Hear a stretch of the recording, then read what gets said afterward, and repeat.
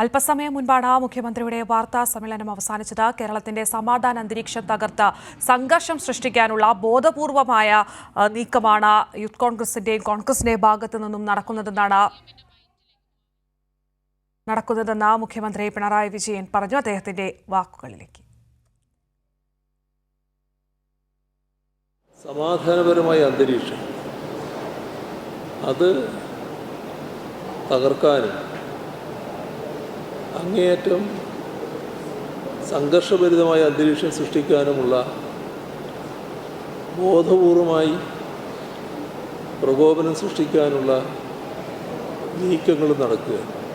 സാധാരണ നിലക്ക് നമ്മുടെ സംസ്ഥാനത്തിൻ്റെ സമാധാനപരമായ ജീവിതത്തിന് ഭംഗമുണ്ടാക്കുന്ന ഒരു നടപടിയും ഉത്തരവാദപ്പെട്ട ഒരു പ്രസ്ഥാനത്തിൻ്റെ ഭാഗത്തുനിന്നുണ്ടാകില്ല. കേരളത്തിൻ്റെ സമാധാനപരമായ അന്തരീക്ഷം അത് തകർക്കാനും അങ്ങേയറ്റം സംഘർഷഭരിതമായ അന്തരീക്ഷം സൃഷ്ടിക്കാനുമുള്ള ബോധപൂർവമായി പ്രകോപനം സൃഷ്ടിക്കാനുള്ള നീക്കങ്ങൾ നടക്കുക.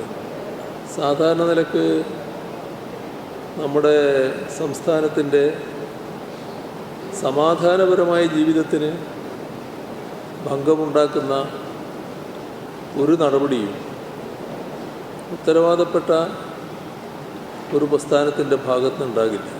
കേരളത്തിൻ്റെ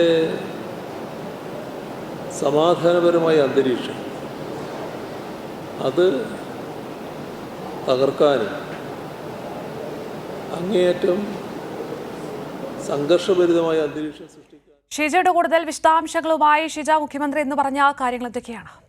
പ്രധാനമായും സംസ്ഥാനത്ത് സംഘർഷമുണ്ടാക്കാൻ ബോധപൂർവമായ ഒരു നീക്കം സംസ്ഥാനത്ത് നടക്കുന്നു എന്ന് തന്നെയാണ് നിലവിലിപ്പോൾ മുഖ്യമന്ത്രി വ്യക്തമാക്കിയത്. അതിൽ ഗവർണറുടെ ഭാഗത്തു നിന്നും അത്തരം നടപടികൾ തുടരുന്നു. ഒപ്പം തന്നെ പ്രതിപക്ഷത്തിന്റെ ഭാഗത്തു നിന്നും അത്തരം നീക്കങ്ങൾ തന്നെയാണ് സംസ്ഥാനത്ത് തുടർന്നുകൊണ്ടിരിക്കുന്നത്. പ്രത്യേകിച്ചും ഗവർണറുമായി ബന്ധപ്പെട്ട് പറയുമ്പോൾ അദ്ദേഹത്തിന്റെ ഭാഗത്തു നിന്നും പ്രകോപനം തുടർച്ചയായി ഉണ്ടാകുന്നു. പ്രത്യേകിച്ചും സെനറ്റിലേക്കുള്ള നോമിനേഷനുമായി ബന്ധപ്പെട്ടുള്ള വിഷയത്തിൽ വിദ്യാർത്ഥികൾ സമരം ചെയ്യുമ്പോൾ വിദ്യാർത്ഥികളെ പ്രകോപിപ്പിക്കുന്ന നടപടി അതാണ് ഗവർണറുടെ ഭാഗത്തു നിന്നും ഉണ്ടാകുന്നത്. ഉത്തരവാദിത്തപ്പെട്ട സ്ഥാനത്തിരിക്കുന്ന ഒരു വ്യക്തിയിൽ നിന്ന് ഇത്തരത്തിലുള്ള കാര്യങ്ങൾ ഉണ്ടാകാൻ പാടുണ്ടോ എന്നുള്ളത് തന്നെയാണ് മുഖ്യമന്ത്രി പിണറായി വിജയൻ ചോദിച്ചത്. മറ്റൊന്ന്, ഈ സെനറ്റിലേക്കുള്ള നോമിനേഷനുമായി ബന്ധപ്പെട്ടുള്ള വിഷയങ്ങളിൽ KPCC അധ്യക്ഷൻ സ്വീകരിച്ച നിലപാട്, അതിൽ എന്താണ് തെറ്റ്? സെനറ്റിലേക്ക് RSSകാരെ നോമിനേറ്റ് ചെയ്യുന്നതിൽ എന്താണ് തെറ്റ് എന്നുള്ളതാണ് ചോദിച്ചിരിക്കുന്നത്. ഇതിൽ ഇവർ തമ്മിൽ ഒരു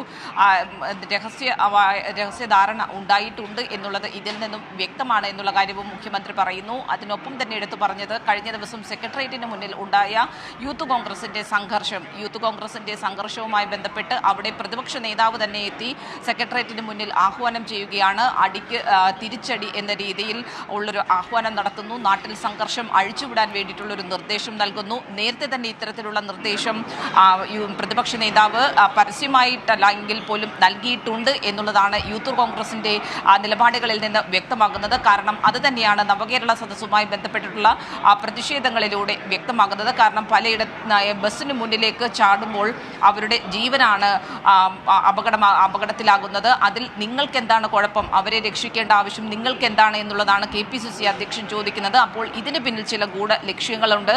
ബസ്സിന് മുന്നിലേക്ക് അവർ ചാടുമ്പോൾ അതിൽ സാരമായ പ്രശ്നങ്ങൾ അതേ തുടർന്ന് ഉണ്ടാകട്ടെ, അത്തരത്തിൽ അതിന് പിന്നിൽ ഗൂഢലക്ഷ്യം വെച്ചുകൊണ്ടുള്ള പ്രവർത്തനം തന്നെയാണ് ഇപ്പോൾ പ്രതിപക്ഷത്തിന്റെ ഭാഗത്തു നിന്നും ഉണ്ടാകുന്നത്. നാട്ടിലെ സമാധാന അന്തരീക്ഷം അത് തകർക്കുവാൻ വേണ്ടിയിട്ടുള്ള നടപടിയാണ് പ്രതിപക്ഷത്തിന്റെ ഭാഗത്തു നിന്നും ഉണ്ടാകുന്നത്. ഇത്തരത്തിലുള്ള നടപടിയിലൂടെ എന്താണ് ഇവർക്ക് നേട്ടം എന്നുള്ളത് തന്നെയാണ് പ്രതിപക്ഷ നേതാവിനോടും പ്രതിപക്ഷത്തോടുമായി മുഖ്യമന്ത്രി ചോദിക്കുന്നത്. ഏതായാലും ഈ നീക്കം അത് അംഗീകരിക്കാൻ സാധിക്കില്ല എന്നുള്ളത് കൂടിയാണ് മുഖ്യമന്ത്രി ഈ ഒരു ഘട്ടത്തിൽ വ്യക്തമാകുന്നത്. കാരണം പ്രതിപക്ഷ നേതാവിൻ്റെ ഒരു നിലപാട്, അത്തരത്തിലുള്ളൊരു പരസ്യ ആഹ്വാനം അത് നാടിന് ഒട്ടും ഗുണകരമല്ല. പ്രത്യേകിച്ചും അദ്ദേഹത്തിന്റെ സ്ഥാനത്തിരിക്കുന്ന ഒരു വ്യക്തി, അത് അദ്ദേഹത്തിന്റെ ഭാഗത്തു നിന്നും ഉണ്ടാകാൻ പാടില്ലാത്തതാണ് എന്ന് തന്നെയാണ് മുഖ്യമന്ത്രി ഈ ഒരു ഘട്ടത്തിൽ വ്യക്തമാക്കിയിരിക്കുന്നത്. കീർത്തി. ശരി, ഷീജിയാണ് വിവരങ്ങൾ നൽകിയത്.